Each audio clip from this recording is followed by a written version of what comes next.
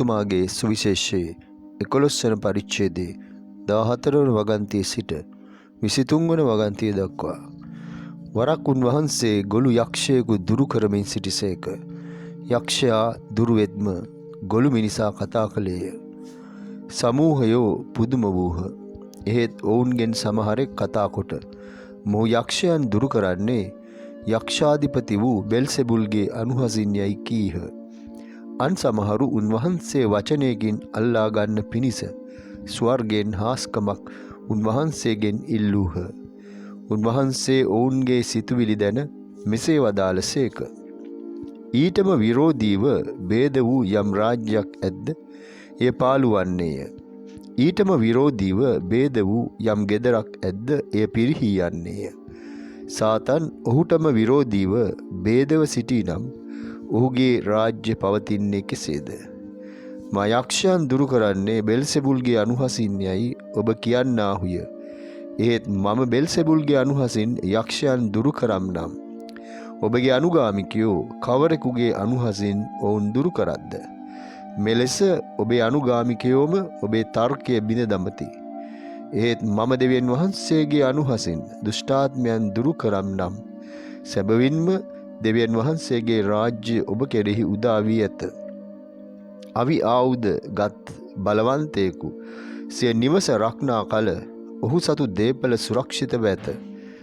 ඒත් ඔහුට වඩා බලවන්තයෙක් අවුත් ඔහු මැඩ පවත්වන්නේ නම් ඔහු විශ්වාසයේ තැබූ ආයුධ පැහැරගෙන කොල්ල කාගත් දේ බෙදාගන්නේය. මාගේ පක්ෂයට නොවන්නා මට විපක්ෂය, මා සමග රැස්කිරීමට උදව් නොකරන්නා විසිරුවා දමන්නේය. මා ප්‍රේමවන්ත සහෝදර සහෝදරියනි, දෙවියන් වහන්සේව අදහන ක්‍රිස්තුන් වහන්සේව අනුගමනය කරන ජනතාවක් ලෙස අපි කිසිම කෙනෙකුට යක්ෂයොත් එක්ක ගනුදෙනුවක් නැහැ. ස්වාමින් වහන්සේ එය අද අපිට තාමත් පැහැදිලි ලෙස අවබෝධ කරලා දෙනවා. මේ සඳහා පාදක වුණේ ස්වාමින් වහන්සේ ගොළු යක්ෂයෙකු දුරු කරමින් සිටි අවස්ථාවේදී.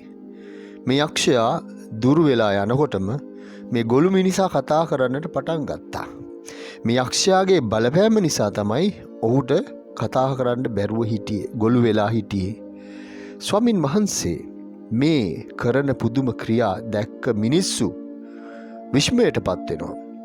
සමහරු උන්වහන්සේව සැක කරනවා.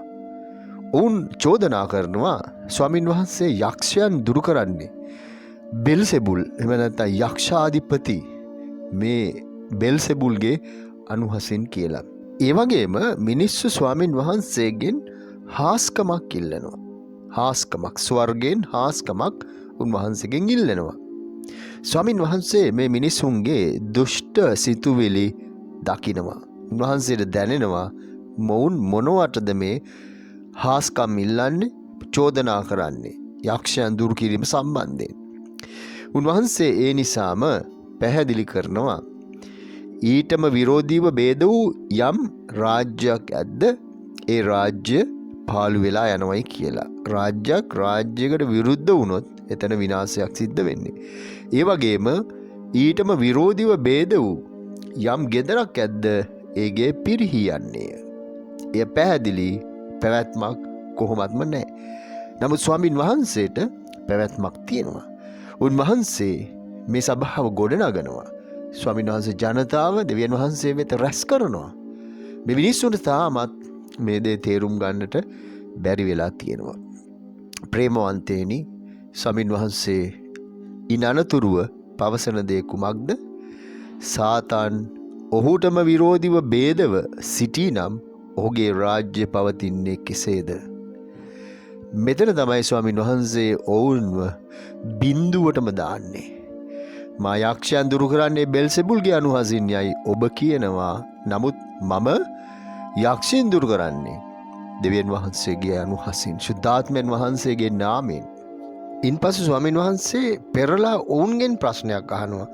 ඒ ප්‍රශ්නය අහපු ගමන් හැම කෙනෙක්ම නිරුත්තර වෙනවා.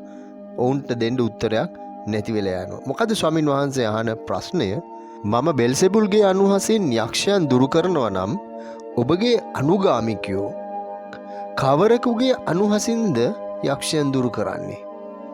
ඔවුන්ගේ තර්කය හෙම් පිටින්ම බිඳ දමනවා.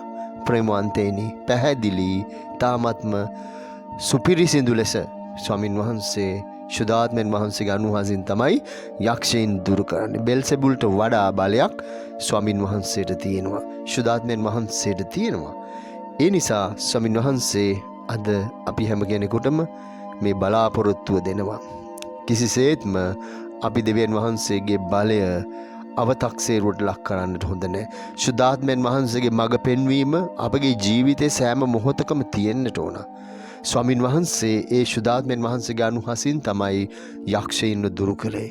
ඒ ශුද්ධාත්මයන් වහන්සේගේ මඟ පෙන්වීම යටතේ තමයි ස්වාමින් වහන්සේ ඔවුන්ට පිළිතුරු දුන්නේ. එසේනම් අපගේ ජීවිතේ අපි සෑම මොහොතකම මතක තබා ගන්නට ඕන.